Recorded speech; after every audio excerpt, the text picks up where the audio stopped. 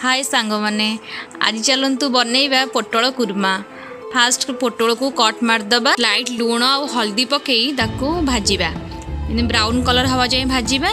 मुझे मसला नहीं पियाज रसुण अदा सुखला लंका गोटा धनिया गोटा जीरा तेल गरम हो आसले फुटण गोटा मसला और ग्राइंडिंग के रखि सब अदा रसुण पेस्ट पकई हल्दी लंका गुंड लुण पकई ताकू भल भाव कषिबा। मसला कषि ही आसला ग्राइंडिंग के रखिबा टमाटो पेस्ट पकई ताकू भल भाव कषिबा।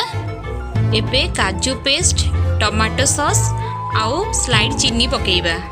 यह भल भाव घांटी दे ताकू फुटिया छाड़ीदबा।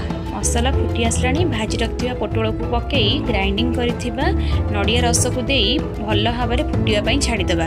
भल भाव फुटीगला परे गैस बंद करी सेथिरे कस्तूरी मेथी आउ गरम मसला पकईदबा। ये गला पोटल कुर्मा।